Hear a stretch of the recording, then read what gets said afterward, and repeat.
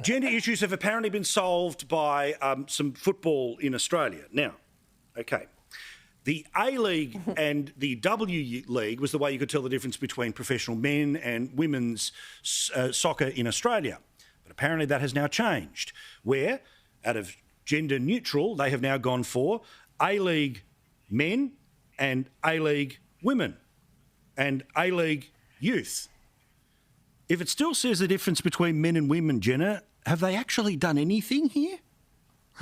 This is, again, I read this story on Triple M this morning, Paul, and I had to kind of slow right down and say it's, and just like you said, it's A-League women, A-League men, A-League donkeys, because that's how we have to now describe the genre of people playing the specific sport.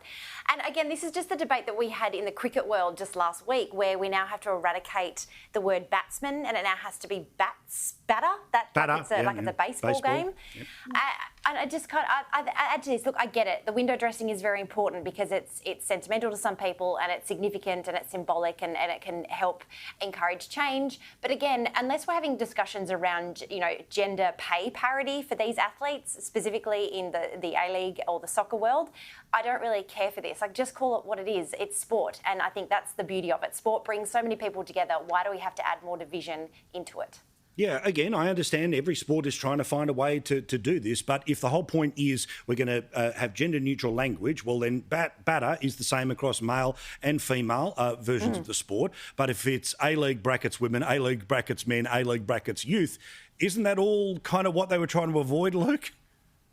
Look, I can't see what the problem was in the first place. I'm all for change if it brings about a positive result, but we already knew what the A-League was, and we knew what the W League was.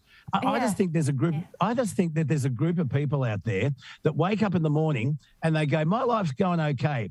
So how can I fix somebody else's? How can I be offended today?" And they're not happy. They can't put their feet on the floor getting out of bed in the morning until they bring about some change that they think's needed. There's an old saying, if it ain't broke, why fix it? Now, I was about to mention the batter thing too.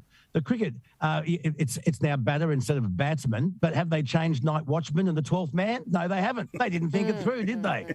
What about the netball team in Brisbane last week? The boys asked could they play in the competition. They said yes. No one said a word until they won the grand final. I mean, seriously. So, I mean, if it ain't broke, why fix it? I'm all for equality, but why do we have to go fixing things when they're already okay? Yeah, I mean, again, Holly, hardly the biggest issues in the world here, but one of the great sporting events Australia will be hosting in 2023 is the FIFA Women's World Cup. This is going to be one of the best things that's happened sporting-wise. It's right up there with an Olympic Games, and I don't have any problem with the obvious being said in the name. I don't see it as second class. I see it as a whole other competition worth celebrating. Pretty reasonable to use the descriptor, I think, unless we're all adopting the Lancet model of people with cervixes or whatever they refer to women as this week.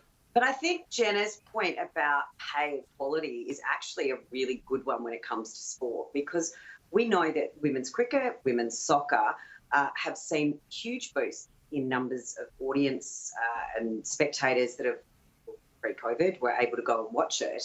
Yet the women that were playing those sports were paid considerably less than the men that were being paid them. So if we're going to have gender equality, gender neutrality, whatever they're trying to achieve from this, then let's see if they're paying the women the same as they're paying the men.